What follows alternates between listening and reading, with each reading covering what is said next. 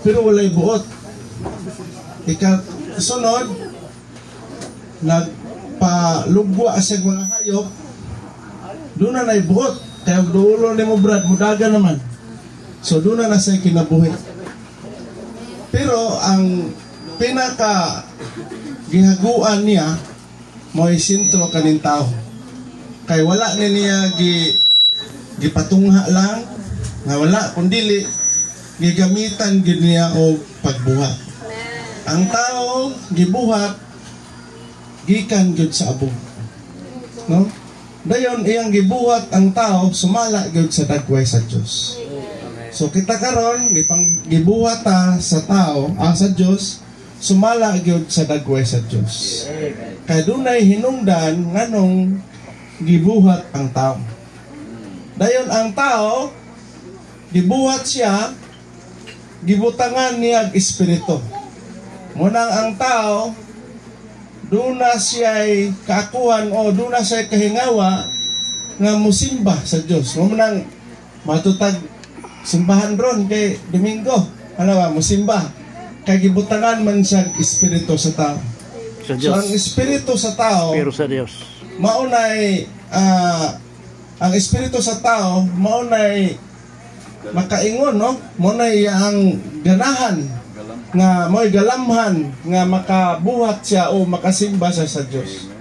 Salamat sa Ginoo nga dili lang dayta gibuhat susama sa mga hayop, kundili mahinungdanon nga ni-exist o mitungha na atas kalibutan. Unya ang atong Diyos gibutangan ang mga tao nga gibuhat sa Diyos iyang gibutangan og espiritu o kalag o lawas. Ngunang ang tao kung mamatay maparehaan ni nanay na ang lawas pero ang espiritu wala na diha. Pati ang kalag gatapot na, no? Kaning ato ning sa Episo sa Tesalonica 5:23 kaning kalag sa buhi pa ana ni si paret o kaning lawas. So pagkamatay sa tao, kaning lawas gahigda na diha. Pero kaning kalag wala na mo pangsyon sa pagkamatay. Mikuyog na sa espiritu.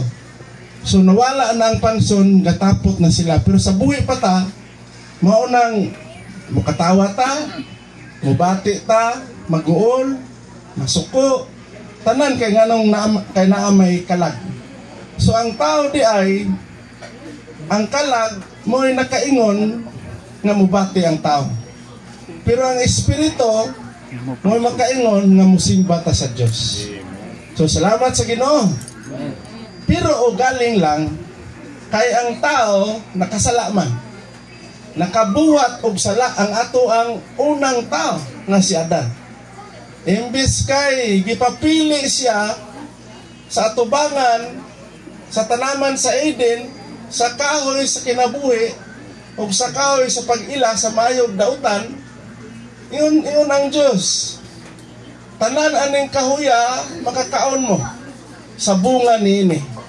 Pero kanang isa ka kahoy diha dili mo makakaon ni makahikap kaysa higayon nga inyo ning buhaton mamatay mo.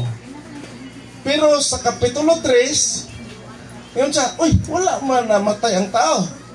Hininua, nakahibalo man. Bukay lang mata. Pagkaon sa babae, sa gipakaon ni Satanas, pagkaon, uy, lami man, yung kitagaan ang iyang bana.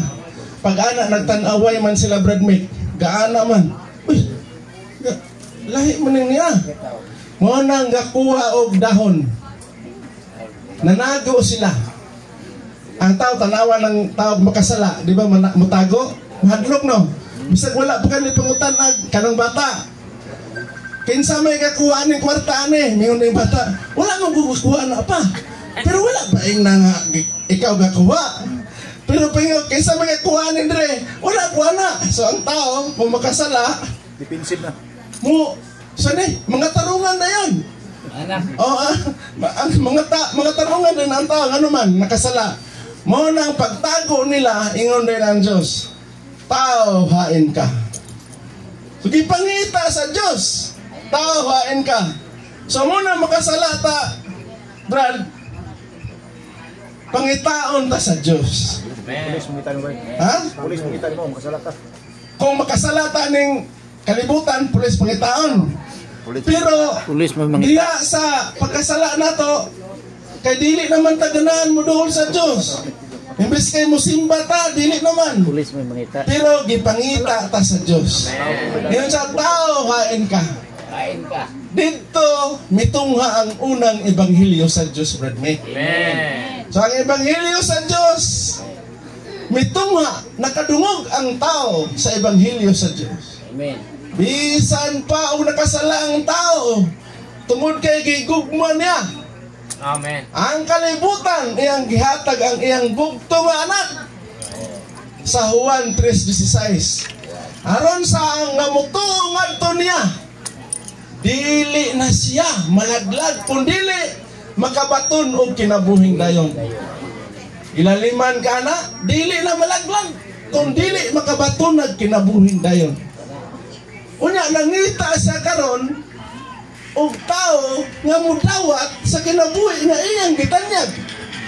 Unya kanang kinabuhi kung dawaton as tao ang ebanghelyo mudangat nga niya. Unya kung ang ebanghelyo mudangat niya sa Juan 1:12 pagdawat niya unsa may gingon niya? Sa tanan nga mutuo ngadto mudawat niya, dunay katungod siya nga mahimong anak sa Dios. Na anak sa Dios.